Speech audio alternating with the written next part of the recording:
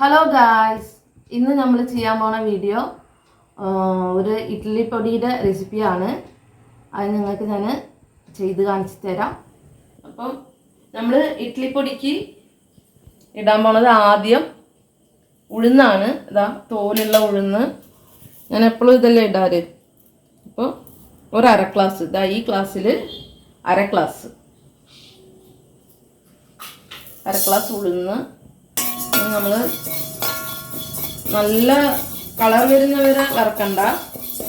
Smell വരും ചെറുതായിട്ട്. ആ വറുത്ത ആ പച്ച മണം പോയിട്ട് ആ വറുക്കുന്ന ആ മണം വരും. അതുവരെ ഒന്ന് വറുത്താൽ മതി. ചെറുതായിട്ട് കളർ വരാൻ തുടങ്ങിയിരിക്കുന്നു. ഇതാ ഈ സമയത്ത് എടുക്കുക.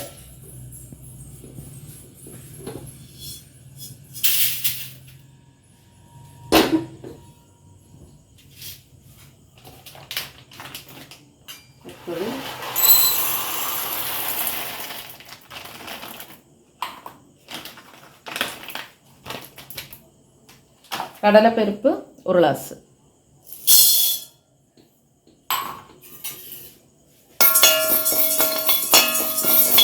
ഇത് അതേപോലെ കൂടുതലൊന്നും വറുക്കാൻ നിൽക്കണ്ട. കുറച്ച് ചെറുതായിട്ട് കളർ വന്നത് എടുക്കുക. ഈ കളർ വന്നു. ഇതിൻ്റെ മേലെ കളർ വരുത്തണ്ട, പിന്നെ കരിഞ്ഞ മണം ഉണ്ടാവും.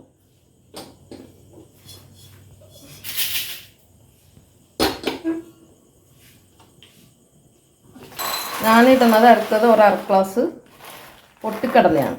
പക്ഷെ കൂടുതൽ ആരും ഇഡ്ഡലി പൊടിക്ക് പൊട്ടിക്കടല ഇടില്ല. അരിയാണ് ഇടാറ്. ഞാൻ അരി യൂസ് ചെയ്യില്ല ഇഡ്ഡലി പൊടിക്ക്. എന്താണെന്നാൽ അരി നമ്മൾ ഇട്ട് കഴിഞ്ഞാൽ അത് പൊടി വേഗം കേട് വരും. പിന്നെ ഈ പൊട്ടിക്കടല നമ്മൾ ഇടുമ്പോൾ ഒരു സ്മെല്ലൊന്നും കൂടി, ടേസ്റ്റും സ്മെല്ലും ഒന്നും കൂടി കൂടും. പിന്നെ നല്ലൊരു സ്മൂത്ത് ഉണ്ടാവും പൊടിക്ക്. അരി നമ്മൾ വറുത്തിട്ട് ഇഡ്ഡലി പൊടിയുടെ ഒപ്പം നമ്മൾ പൊടിച്ചിടുമ്പോൾ എന്താവുന്ന ഒരു സ്മൂത്ത് പോകും. അരിപ്പൊടിയുടെ ഒരു നല്ലൊരു കരികരിപ്പുണ്ടാവും. ഇത്ര വറുത്താൽ മതി. പൊട്ടുകടല കടലപ്പരിപ്പ് വറുത്ത പോലെ അത്രത്തോളം വറക്കണ്ട. എന്താണെന്നറിയാം, ഇതിൻ്റെ പൊട്ടുകടലയുടെ സ്മെല്ല് പോകും. പിന്നെ കാരണം ഒന്ന് ജസ്റ്റ് ഒന്ന് വറുത്താൽ മതി. ചെറുതായിട്ട് ചെറിയൊരു സ്മെല്ല് വരും, അപ്പം എടുക്കുക. പിന്നെ ഇതിന് അളവ് വന്നിട്ട് ഇതാ 1 ടീസ്പൂൺ കുരുമുളക് മതി.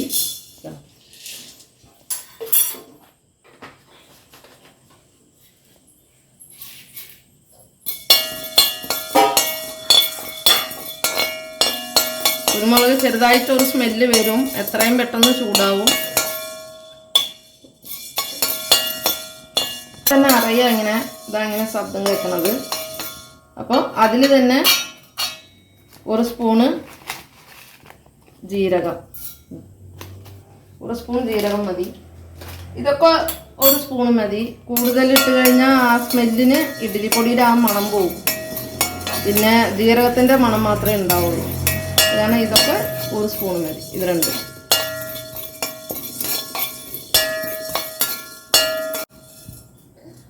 കളർ വന്നു. ജീരകം ചെറുതായിട്ട് കളർ വന്നു കഴിഞ്ഞാൽ പിന്നെ വയ്ക്കുക. ഇടാൻ പോണത് ഇതാ മുരിങ്ങയില. മുരിങ്ങയില എന്തിനാണ് നല്ലൊരു ടേസ്റ്റ് കിട്ടും പൊടിക്ക്. കരിവേപ്പില കുറച്ചും മുരിങ്ങയില ഓരോരോ പിടി മതി. നമ്മൾ കുറച്ചല്ലേ വറക്കണുള്ളൂ, ഓരോരോ പിടി മതി. മുരിങ്ങയില ഇടുന്നത് ആരോഗ്യത്തിനും ഒന്നും കൂടി നല്ലതാ. 2 ഒപ്പം ഇട്ടിട്ട് ഒന്ന് വറുത്തെടുത്താൽ തന്നെ മതി. ചെറുതായിട്ട് നല്ല ഈ ചിപ്സ് പോലെ ആവണമെന്നൊന്നുമില്ല. ഒന്ന് അറിയാം, നമുക്ക് വറക്കുമ്പോൾ തന്നെ അറിയാം. കറക്റ്റായി. ഇനി നമ്മൾ എടുക്കാം ഇത് മുരിങ്ങയിലയും കരിവേപ്പിലയും. അടുത്ത് കായം. കായം ഇത്രത്തോളം ഇട്ടാൽ മതി. ചെറിയൊരു കഷ്ണം. കായം നമ്മൾ സാമ്പാർ പൊടിക്ക് വറുക്കുമ്പോൾ എങ്ങനെ വറുത്തു? എണ്ണയില്ലാതെ. ഈ പൊടികൾക്ക് നമ്മൾ എണ്ണയില്ലാതെ വറുക്കണതാണ് നല്ലത്. കായമൊക്കെ ഇല്ലെങ്കിൽ കുറച്ച് കഴിയുമ്പോഴേക്കും പൊടി നമ്മളിങ്ങനെ വെച്ചിരിക്കുമല്ലോ, അപ്പോൾ എണ്ണയുടെ ഒരു സ്മെല്ലുണ്ടാവും. അത് കാരണം എണ്ണയില്ലാതെ തന്നെ നമ്മൾ വറുത്തെടുക്കണം കായം. കുറച്ച് നേരം ഇങ്ങനെ ആക്കിയാൽ മതി. നല്ല വൃത്തിയായിട്ട് ഇങ്ങനെ സൂപ്പറായിട്ട് കിട്ടും. ഇതാ ഇങ്ങനെ തട്ടിക്കഴിഞ്ഞാൽ ഇതാ ഇങ്ങനെ ചിപ്സ് പോലെ ഇങ്ങനെ വരും. കുറച്ച് നേരം ഇങ്ങനെ ചൂട് കൊള്ളുമ്പോൾ ഉണ്ടോ, ഇപ്പോൾ പൊടിഞ്ഞ് സൂപ്പറായി കിട്ടും കായം. നമ്മൾ കടയിൽ നിന്ന് കായം വാങ്ങിയിട്ട് വന്നിട്ട് അങ്ങനെ നമുക്ക് ഇത് കായം ഇങ്ങനെ വറുത്തിട്ട് എണ്ണയില്ലാതെ വറുത്തിട്ട് പൊടിച്ച് ഡബ്ബയിലാക്കി വെച്ചാൽ നമുക്ക് കറിക്കൊക്കെ എടുത്ത് യൂസ് ചെയ്യാം. അപ്പം നമുക്ക് കട്ടയായിട്ട് എടുക്കണ്ടല്ലോ, പൊടിയായിട്ട് തന്നെ എടുക്കാം. പിന്നെ അത് ഉണക്കമുളക്, ഇത്ര ഉണക്കമുളക് മതി. ഒരു 10-12 മതി. പിന്നെ കുരുമുളക് ഇട്ടിട്ടുണ്ടല്ലോ, അതിൻ്റെ എരിവ് ഉണ്ടാവും. ഉണക്കമുളക് ഇടുമ്പോൾ കുറച്ച് ഉപ്പിട്ട് കഴിഞ്ഞാൽ പെട്ടെന്ന് നമുക്ക് വറക്കാനും ഈസിയാവും. പിന്നെ അതിൻ്റെ എരിവ് ഇത്തിരിയൊക്കെ വരും പുറത്തേക്ക്, എന്നാലും കൂടുതൽ വരില്ല. മുളക് മാത്രം ഇട്ട് വറുത്ത് കഴിഞ്ഞാൽ കൂടുതൽ വരും. ഇതാണെങ്കിൽ ഇത്തിരിയൊന്നും കുറച്ചേ വരുള്ളൂ. ഉപ്പും മുളക് ഇട്ടിട്ട് വറുക്കുക. നമ്മൾ ഏതായാലും പൊടിക്ക് ഉപ്പ് ചേർക്കണം. ആ ഉപ്പ് മുളകിലിട്ട് വറുത്ത് കഴിഞ്ഞാൽ ഉപ്പും നല്ല ഫ്രൈ ആവും.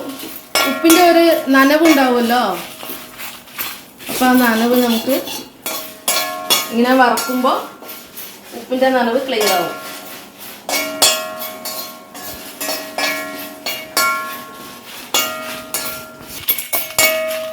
ഇതാ ഇങ്ങനെ ഒന്ന് ചൂടായാൽ മതി.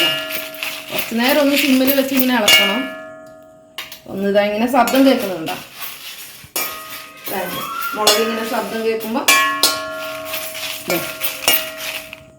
അത് ഒന്ന് മുളകൊന്ന് തണുക്കണം. തണുക്കുമ്പോഴാണ് ഒന്നും കൂടിയും രണ്ടായിട്ട് ഇങ്ങനെ പൊട്ടും. അത്രത്തോളം ഫ്രൈ ആയിട്ടുണ്ടാവും. അപ്പോൾ അതൊക്കെ ചൂടാറിയിട്ടുണ്ട്. കണ്ടോ, ഒക്കെ ചൂടാറിയിട്ടുണ്ട്. രണ്ടായിട്ട് പൊട്ടുന്നുണ്ടോ മുളക്? ചൂടാറിക്കഴിഞ്ഞാൽ എല്ലാം അതാ ഇങ്ങനെ ആവും. നമുക്കിത് മിക്സി ജാറിൽ ഇട്ടിട്ട് പൊടിക്കാം. എല്ലാം ഒപ്പം ചേർത്തി ഒക്കെ പൊടിച്ചാൽ മതി. നല്ല നൈസിൽ പൊടിക്കണ്ട, നല്ല തരിയിലും പൊടിക്കണ്ട.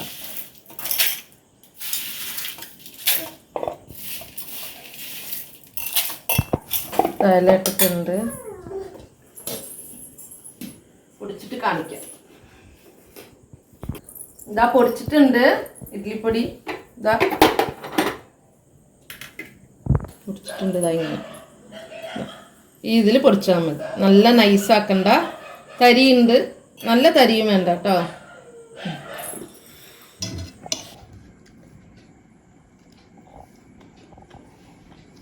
സൂപ്പറായിട്ടുണ്ട്. അപ്പോൾ ഇന്നത്തെ വീഡിയോ ഇത്രയേ ഉള്ളൂ. വീഡിയോ ഇഷ്ടമായാൽ ലൈക്ക് ചെയ്യുക, ഷെയർ ചെയ്യുക, സബ്സ്ക്രൈബ് ചെയ്യുക. അപ്പോൾ വീഡിയോ കണ്ടാൽ മാത്രം പോരാ, ഇത് വീട്ടിൽ ഈ പൊടി പൊടിച്ച് നോക്കണം. എന്നിട്ട് കഴിച്ചു നോക്കി സൂപ്പറായിട്ടുണ്ടാവും. പിന്നെ വേറൊരു കാര്യം കൂടി, ഇഡ്ഡലി ദോശ മാത്രമല്ല, ഇഡ്ഡലിക്കും ദോശയ്ക്കും മാത്രമല്ല, ചോറിനും അടിപൊളിയായിട്ടുണ്ടാവും. നെയ്യ് ഒഴിച്ച് കഴിക്കാം പൊടിയിൽ, പിന്നെ നല്ലെണ്ണ ഒഴിക്കാം, പിന്നെ വെളിച്ചെണ്ണ ഒഴിക്കാം. ഇതൊക്കെ ടേസ്റ്റ് ഉണ്ടാവും കേട്ടോ. എന്തെങ്കിലും സംശയം ഉണ്ടെങ്കിൽ കമൻറ്റ് ചെയ്യാം. അപ്പോൾ ബൈ.